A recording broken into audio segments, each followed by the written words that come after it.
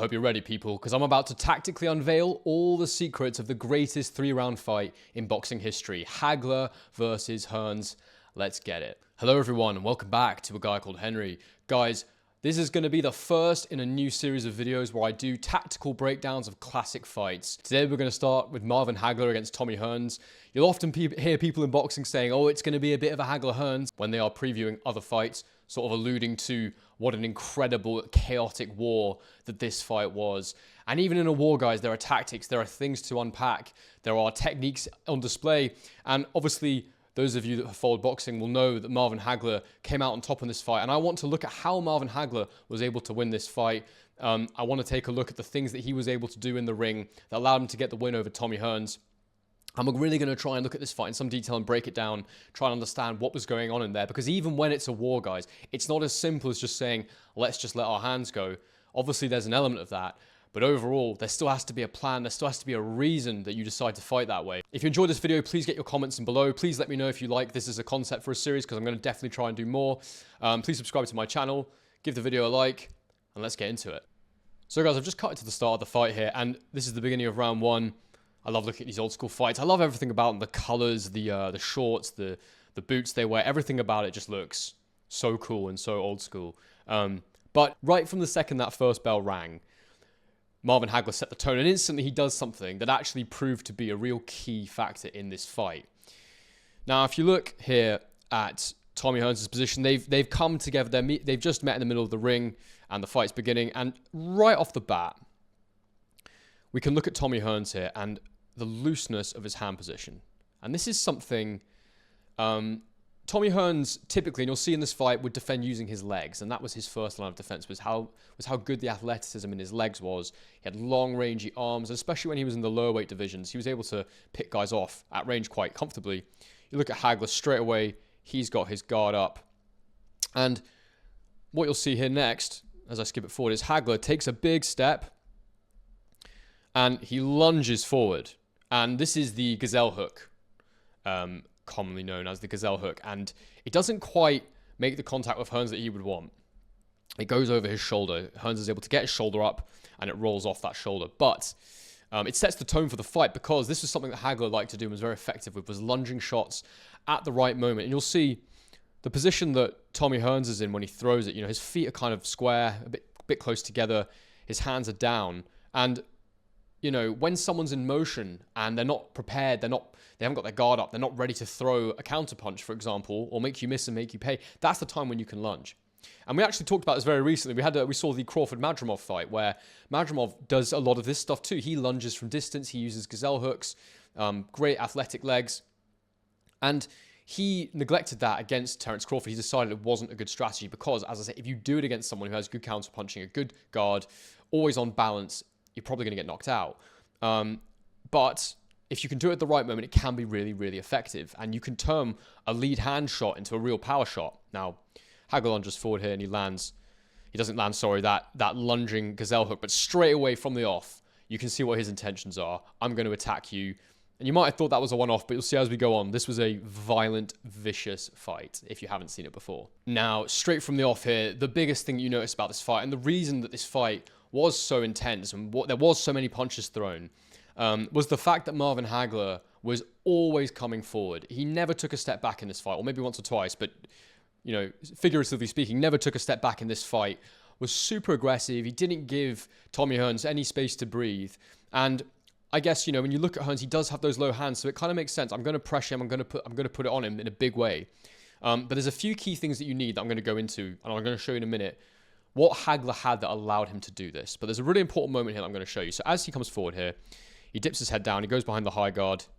He throws to the belt line there. And another thing I should mention about this fight was there are quite a few low blows from Marvin Hagler that don't really get called by the ref, or he sort of gets told to keep it up, but I don't think there was ever an official warning.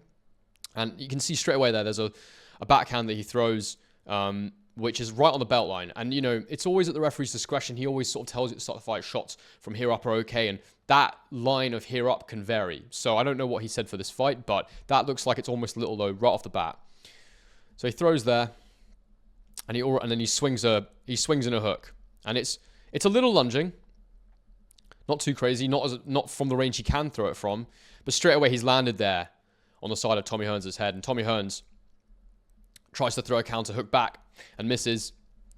And from there, Hagler is just pouring forward. And what he wants to do is he wants to get him on the ropes. And as Tommy Hearns arrives on the ropes here, you think, why doesn't he dance away? Why doesn't he jab off, take an angle and jab off? Well, because Hagler is following him the whole time. Firstly, that's a difficult strategy. But secondly, a real key with Marvin Hagler in this fight and in general was his chin was absolutely unbelievable. One of the best chins we've ever seen in the history of boxing. And boy, can he take a shot. And actually, it was discovered that Marvin Hagler had a skull twice the thickness of a normal human being for his height and weight. And so, obviously, he wouldn't have known that during his career, but an exceptional chin, and I guess that's partially to do with the reason why we never really know why someone has a great chin, but that fact alone tells you this guy had a phenomenal chin, and that's why he was able to pour forward the way he did in this fight. You can see here, Hearns throws a good straight right, Hagler misses the hook. He's really off balance there. You can see his foot position. He's leaning over here, his foot's up in the air here. Tommy Hearns is focused and he's got his eyes on the prize. He's looking down. So, he's going to be seeing Hagler making so many mistakes here because he's being so aggressive. So he's going to think, why not? Why not have a go? Why not stand and fight? So he touches against the ropes here. And then Hearns here. This is a big moment of the fight. He lands the jab, on the guard, and then he throws an uppercut. Now, that one doesn't quite land clean. But then he lands a straight right hand. And you can just see here the way that Hagler's not even shooken by these punches. It's absolutely ridiculous. His chin is insane. And he just takes them. He just eats all these shots.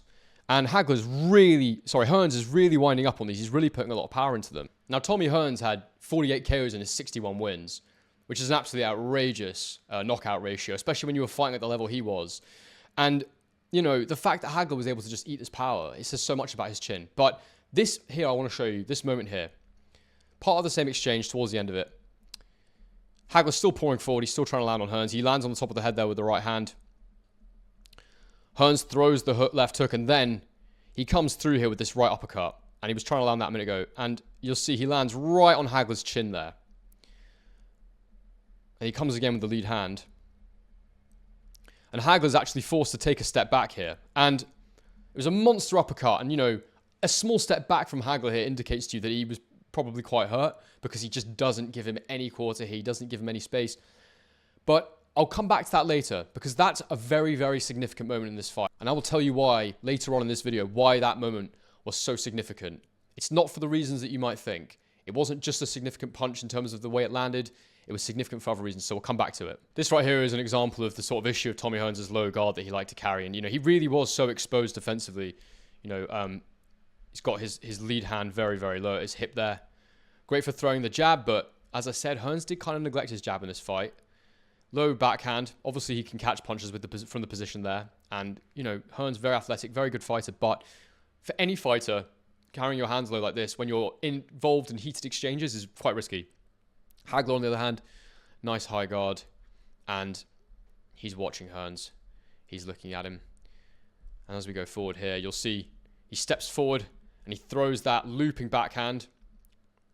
And he lands clean on Hearns because, Hearns here, he's so mindful of trying to keep Hagler honest and trying to hurt him early so he can't just rush in. But the problem is Hagler's chin is so good that, it doesn't really matter. Even though he was a massive puncher at the lower weights, Hearns, he's come up and he's still a good puncher at 160, but Hagler's just a different kettle of fish. So as Hagler ducks in here, he comes down.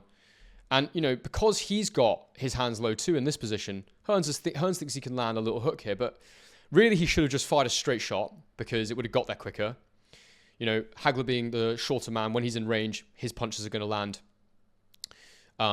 quicker than Hearns' will. But Hearns has gone with a looping shot here, which I wouldn't advise, but, he's trying to hit him with power because he thinks that's what he needs to do to keep him off. But anyway, he goes for that looping hook, and as he does, he eats a backhand from Hagler. Hagler sort of falls forward here. Hearns lands a little uppercut. Doesn't really land clean. But and Hearns does a really good job here, actually, of dipping under. Landing the lead hand, dipping under. But then you'll see this position here, if Hearns was just trying to box and move as his corner was screaming him to all fight, this is a great position here, a great opportunity for, Hagler's looking down there. Hearns has got his eyes on him. And because Hearns believes in his power, rather than just jabbing off and moving away at an angle here, he throws a looping shot. He misses. And you can just see, look how much he's loading up, because, these are not shots that he's sort of thinking, oh, I'll throw it short, I'll land on him and I'll move off, I'll create an angle. He is trying to knock him out. He's trying to hurt him. He's trying to keep him off him. And his hand has ended up, over to his side. I mean, he's thrown it all the way across his body. Obviously, missing doesn't help, but, his legs are out of position. Hagler too, he's slumped down here. I mean, this is a bit of a mess in terms of the stances for both guys. So, but both men see vulnerability in the other, and they both want to go for it. And with Hagler, it's not that he's got a bad chin, so Hearns thinks he can knock him out. It's that he's there to be hit. They refine their balance, and Hearns follows it up with this massive shot, huge backhand. He throws it long, and he just misses Hagler. And Hagler had good head movement, and Hagler's there is able to just step in and clinch. There's so much happening right now, guys. This is continuous. It's relentless. There's so much to show you. So I'm going to just try and pick a few moments that illustrate what was happening in this fight, technically and tactically. Once again here, they stand and face each other. Hearns, he could just jab there. He could jab and move, but nope. He throws the jab, and instantly he's, how do I set up my backhand? And I can't quite see if that lands clean. I think it lands just on his shoulder or on the guard. And then he's following up with that uppercut, which he misses. And then this is what I wanted to show you. Hagler has landed a very, very low blow there. That is without doubt low. That is well below the belt line. And that was a feature of this fight, where Hagler's low blows. And they always say, in a fight, it's a fight. You do what you can get away with, basically. Something I don't really agree with, because I see it as more of a sport, boxing. And the referee really should have been calling these, but this was a dirty part of Hagler's game plan. Tommy Hearns definitely slows down, and it's an absolute war for 3 rounds. So, you don't need to be taking low blows, and especially not, receive any kind of punishment for them. You don't need your opponent to be getting let off scot-free with landing low blows.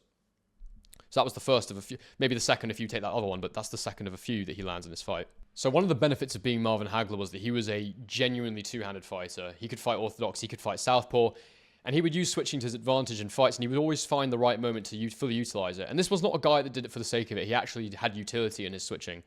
And you can see here, they're grappling up close. And he just steps through. He moves from southpaw into orthodox. And what that does is, if you're Marvin Hagler, it creates new opportunities. It means that different shots are now closer to the body than otherwise would have been. And it creates confusion, and it creates indecision in Tommy Hearns. And it means that his defense is even more suspect, because, he's expecting a southpaw, he's expecting an orthodox, but he doesn't know when, because he switches so seamlessly. So he switches into orthodox here, Hagler. And he just misses with the lead hand. It sort of hits the shoulder of Hearns. And, I was saying before, Tommy Hearns, this is just not really great from him tactically. You look, and he's stayed in the pocket here. And it's one of those where, the feet are so close, and, again, the guard is low, and he's really believing his own power here. But I would have liked to at least see him hold a good guard. I would have liked at least to see him try and control the range. He didn't control the range well in this fight. He really didn't. And, so satisfied he was with his own power to give him a shot in this fight, because Hagler was very hittable, that he was willing to stay in the pocket here rather than take an angle and jab off. And that's what made this the most incredible 3-round war, was Hagler's relentlessness coming forward, but Tommy Hearns was willing to play the game and get stuck in and stay in the pocket. And, as a result of that, he eats a clean shot to the face there from Marvin Hagler. It's a really powerful short lead hook from his orthodox lead hand. And, even after eating that, Hearns stays there, right in the pocket, and he eats another one. Hits him on the neck, actually, that one. Before sort of landing a shot to the back of Hagler's head. And the war continues. Hearns really loads up here, throws a lead hook, and sort of misses. Hagler now what again, with the shifting, with the changing of his lead hand, with moving orthodox to southpaw and southpaw to orthodox, to follow Hearns here, to stay close to him, to keep his lead foot close, all he's got to do is take a step forward. So, there you go. As Tommy Hearns throws there, Hagler steps his right foot forward. And all those shots land on his guard. And suddenly, they're close again. They're really close again. And because Tommy Hearns is just throwing like this, really recklessly, it means that Hagler is in punching range. He takes a little uppercut there to the guard, and then because he's in range, he's like, let me go, throw. And that shot just skims the face of Tommy Hearns. But again, he's got him where he wants him on the ropes. And the thing is, because like I said before, Tommy Hearns used his legs for much of his defense, Hagler really neutralized this by being able to use his changing in stance to keep his feet close all the time. And so you see he steps around. He's quite square here, but he lands a big lead hand. And again, I think Tommy Hearns probably wouldn't have been used to this. And now, look, I must admit, I need to go and watch more of Tommy Hearns, and I'm going to do many more of these if you guys like them. But he lands that shot clean to Hearns' head here. Hearns has sort of landed a jab there to the side. But, I don't think Hearns will have been used to landing lead hands like that, landing those long shots, and, having shots come back over the top because, Hagler was so adept at getting in his range. And as I say, he's now got him on the ropes where he wants him, in close quarters where, it neutralizes Hearns' reach to any extent, and Hagler's now nice and close, and he tries to work here, but this time it sort of leads to nothing, and there's a brief pause in proceedings. And this here is a glimpse of what, Tommy Hearns might have done in this fight. And he was a brilliant mover, and he had great feet. And, as Hagler you can see his feet are a little close together here because he does step. He does cross his legs quite frequently because he switches those stances. You can see he's got the low guard here, the loose jab, so he's ready to fire off. And, to my mind, if you're going to have that low lead hand, you need to fire a fast, effective, quick jab. Very twitchy, very fast, very accurate. Double it up, use it to move off at angles. But because he was throwing so many bent arm shots, having that low lead hand in my mind was fairly useless. But as we move it forward here, you see, this is just a moment I want to show you to demonstrate. Look at that shot there, right through the guard. Lovely. Hits him right on the chin. Beautiful jab. As he's stepping forward, you can see here. So Hagler's in orthodox. He steps forward into southpaw, and he goes to step again. And just as that foot lifts off the back there, look. Just as that foot lifts up, Hearns goes with the lead hand. And I would like to have seen him doing that more, and this is something that we saw in the Canelo-Bivol fight, where every time Canelo would try and use this exact tactic to take a step forward, to bring his feet close together, to then step into the range of the longer man, the taller man, Bivol would attack at that exact moment. And I really think that it would have been effective for Tommy Hearns to throw much greater straight shots, use double jabs, use more angles, and throw when Hagler's trying to get close to you. But, admittedly, easier said than done. And as Mike Tyson said, Hearns couldn't really fight him with the jab because he couldn't keep him off him. But that would have been the thing to do if he was going to try. But anyway, you can see he lands a lovely jab. And then what does he do? He just takes a little half step back. And that was what he really needed to do a bit more of in this fight.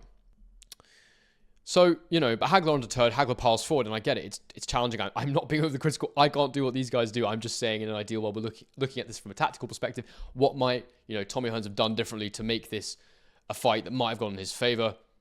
As he didn't, we got this incredible 3-round war that everyone will talk about forever. I don't even think most people know that Marvin Hagler won this fight. People just say Hagler Hearns.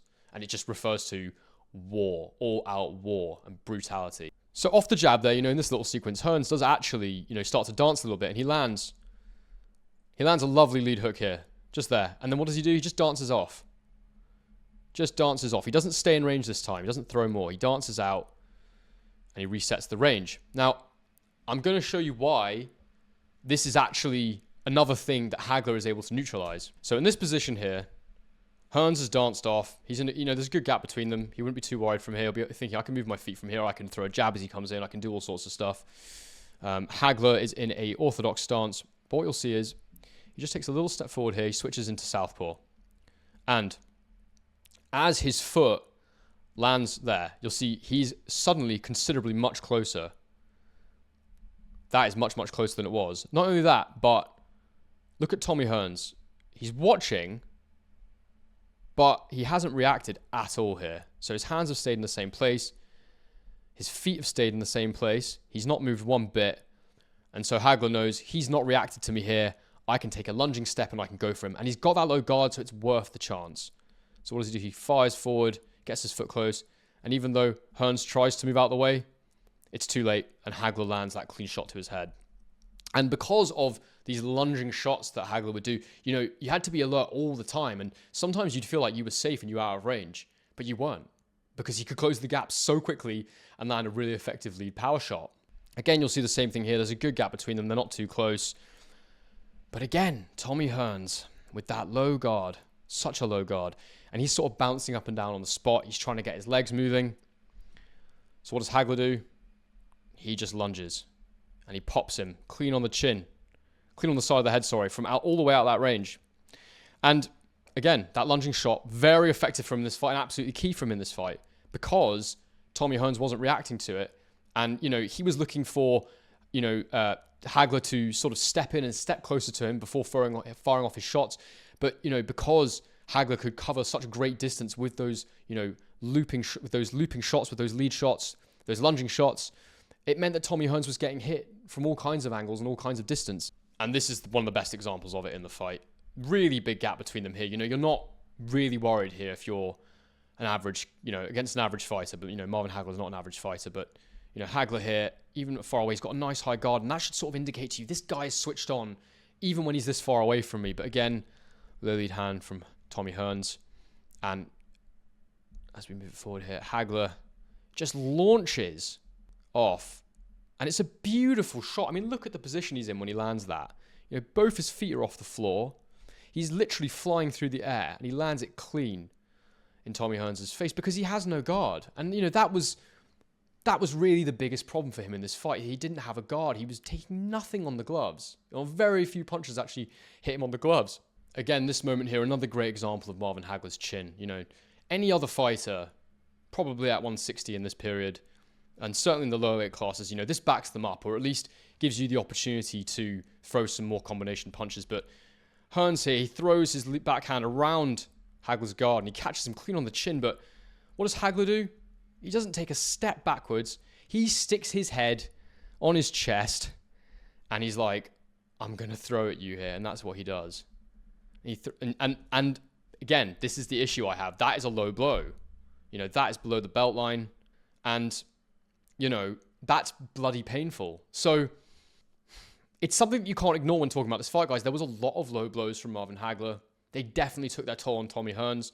And, maybe you would be more willing to eat one if you know that I'm going to come back with a low blow, which might hurt you even worse than I've just been hurt. And, you're not really going to get reprimanded for it.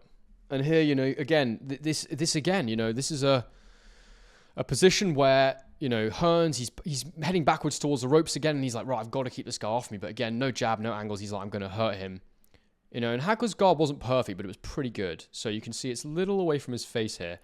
So Tommy Hearns spots an opportunity. You can see his backhand here is cocked, is ready to throw, and he's thinking, right, let me explode on this guy. I can get around his guard here. So he throws the jab, which is sort of parried, and then he throws it round the guard, and he hits him right on the top of the head there, which, again, a ridiculously powerful shot to land clean on the head of somebody. And Hagler just unaffected.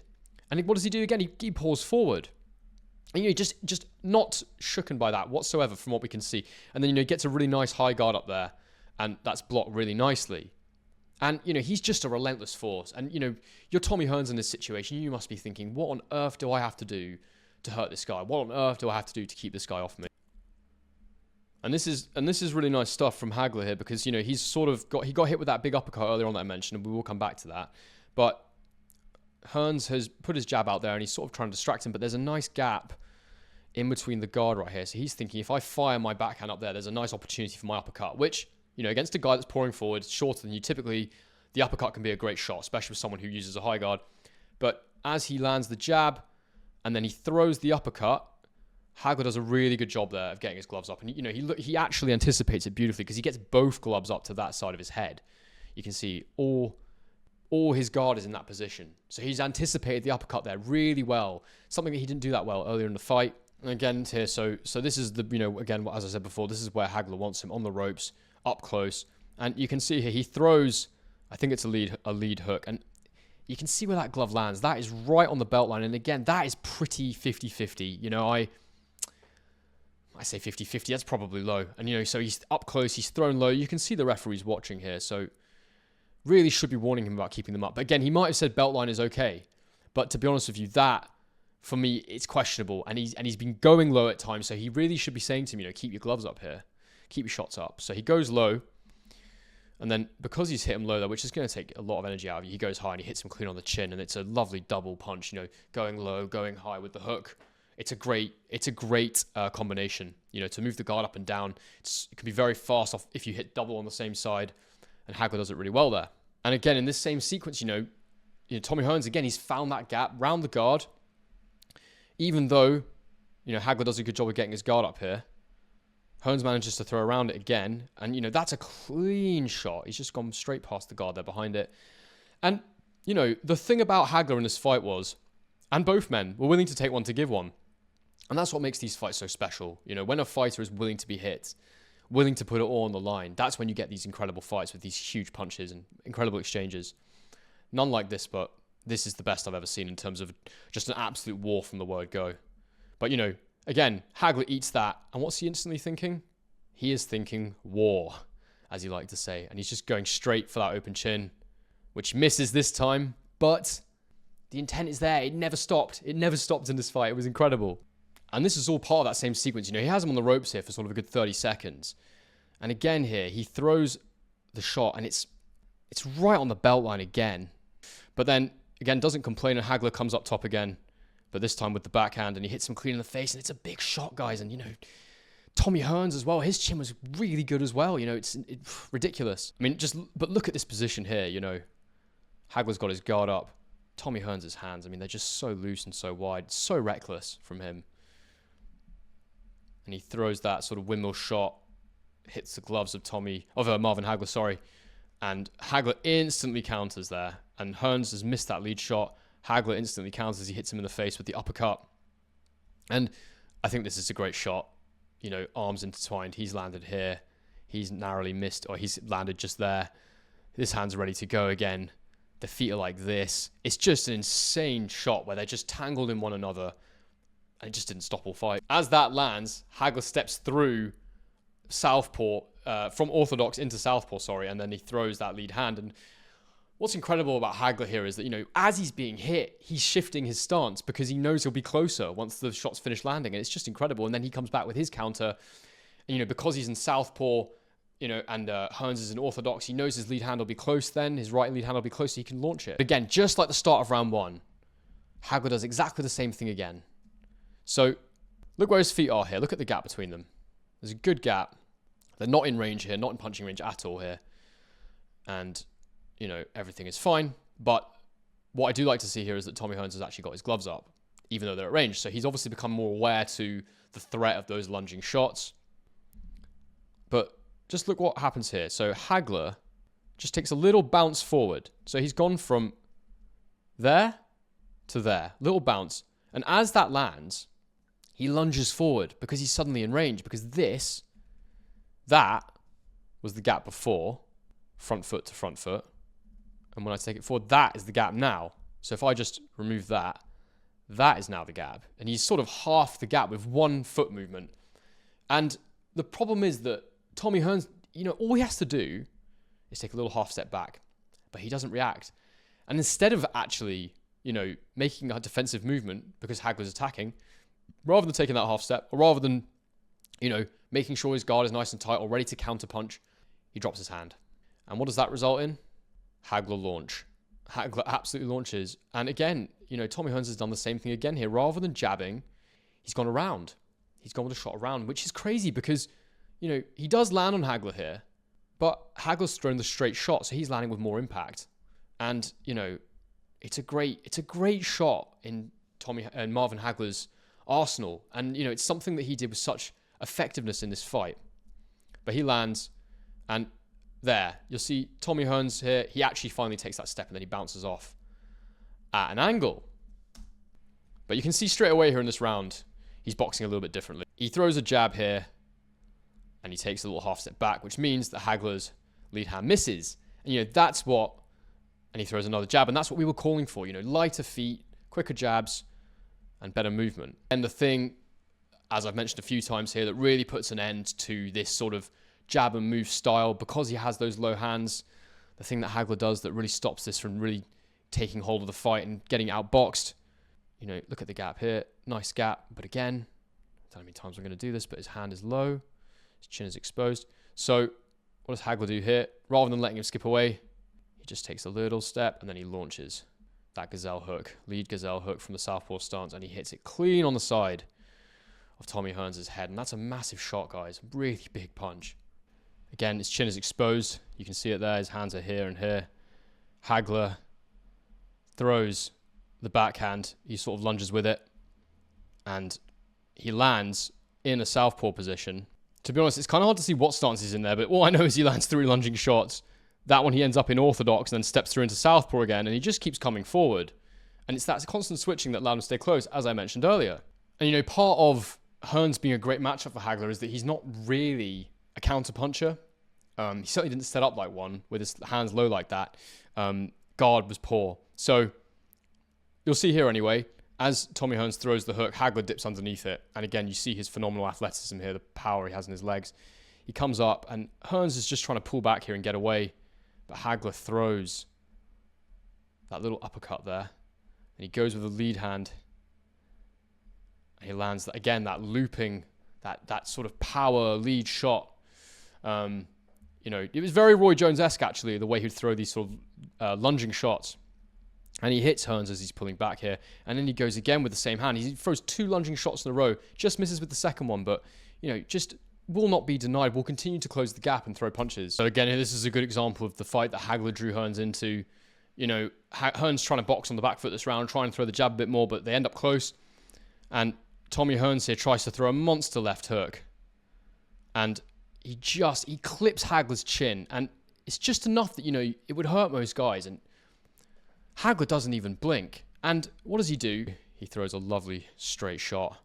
Hits him clean on the chin. And then he dips under. And he avoids the follow-up.